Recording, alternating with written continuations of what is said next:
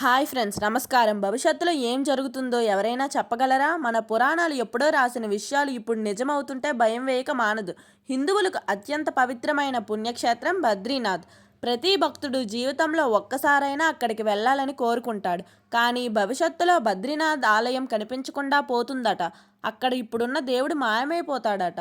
ఇది ఏదో గాలి మాట కాదు. సాక్షాత్ సనత్ కుమార సంహితలో మరియు కేదార్ ఖండంలో రాసిన భవిష్యవాణి. ఈ కలియుగం అంతమయ్యే సమయానికి బద్రీనాథ్ వెళ్లే దారి పూర్తిగా మూసుకుపోతుంది.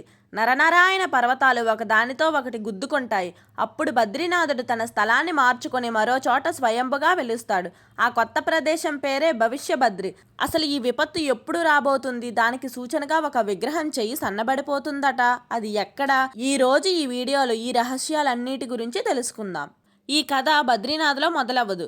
దాని కింద ఉన్న జోషిమఠ్లో మొదలవుతుంది. బద్రీనాథ్ వెళ్లే భక్తులు ఖచ్చితంగా జోషిమఠ్ దాటే వెళ్ళాలి. ఇక్కడ ఆదిశంకరాచార్యులు ప్రతిష్ఠించిన నరసింహస్వామి ఆలయం ఉంది. ఇక్కడే అసలు మిస్టరీ దాగి ఉంది. సాధారణంగా నరసింహస్వామి ఉగ్రరూపంలో ఉంటాడు, కానీ ఇక్కడ శాంతమూర్తిగా ఉంటాడు. అయితే ఈ విగ్రహాన్ని మీరు గమనిస్తే స్వామివారి ఒక చెయ్యి చాలా సన్నగా బక్క చిక్కినట్లుగా ఉంటుంది. పురాణాల ప్రకారం ఆదిశంకరాచార్యులు ఈ విగ్రహాన్ని ప్రతిష్ఠించినప్పుడు చెయ్యి బాగానే ఉండేది, కానీ కాలం గడుస్తున్న కొద్దీ ఆ చెయ్యి రోజు రోజుకి సన్నబడిపోతుంది. భవిష్యవాణి ఏంటంటే, ఏ రోజైతే ఈ నరసింహస్వామి విగ్రహం చెయ్యి పూర్తిగా సన్నబడి విరిగి కింద పడుతుందో ఆ రోజే కలియుగ విపత్తు మొదలవుతుంది. ఆ రోజున నరనారాయణ పర్వతాలు ఒకదానికొకటి దగ్గరగా వచ్చి గుద్దుకుంటాయి. దాంతో బద్రీనాథ్ వెళ్లే దారి శాశ్వతంగా మూసుకుంటుంది. మరి బద్రీనాథ్ దారి మూసుకుపోతే దేవుడు ఎక్కడికి వెళ్తాడు?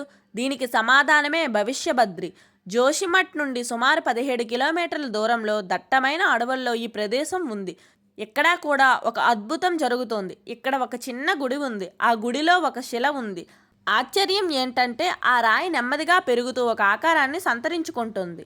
స్థానికులు చెప్పేదాని ప్రకారం ఆ రాయి మీద మెల్లగా కళ్ళు, ముక్కు, నోరు వంటి ఆకారాలు వాటంతటవే ఏర్పడుతున్నాయి. ఎప్పుడైతే జోషిమఠ్లో నరసింహస్వామి చెయ్యి విరుగుతుందో అదే సమయానికి ఇక్కడ ఈ రాయి పూర్తిగా బద్రీనాథుడి రూపంలో మారిపోతుంది. అప్పుడు భక్తులందరూ బద్రీనాథ్కి బదులుగా ఈ భవిష్య బద్రిని దర్శించుకుంటారు. ఇది దేవుడు రాసిన స్క్రిప్ట్. ఇదంతా కేవలం పురాణం అని కొట్టి పారేయకండి. ఎందుకంటే ప్రకృతి ఆల్రెడీ వార్నింగ్ బెల్స్ మోగించడం మొదలుపెట్టింది. మీకు గుర్తుందా? 2023లో జోషిమఠ్ నగరం భూమిలోకి కుంగిపోవడం మొదలైంది. వందలాది ఇళ్లకు పగుళ్లు వచ్చాయి. రోడ్లు చీలిపోయాయి. సైంటిస్టులు ఏం చెప్తున్నారంటే, జోషిమఠ్ కింద ఉన్న మట్టి చాలా బలహీనంగా ఉంది. అది మెల్లగా కిందకు జారిపోతుందని. అసలు విషయం ఏంటంటే, మనం ఇందాక చెప్పుకున్న నరసింహస్వామి ఆలయం కూడా ఈ జోషిమఠ్లోనే ఉంది.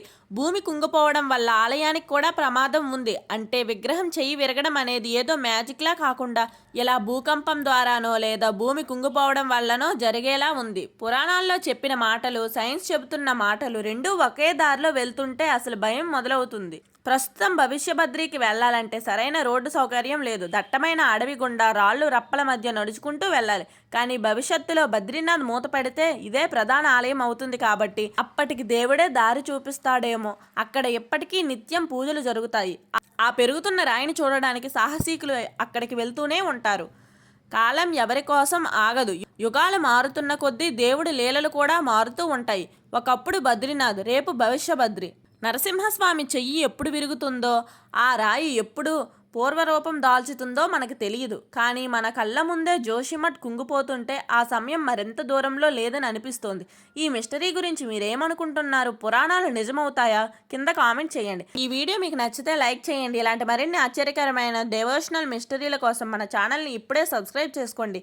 సర్వే జన సుఖినో భవంతు. జై హింద్. బాయ్ ఫ్రెండ్స్, నెక్స్ట్ వీడియోలో కలుద్దాం.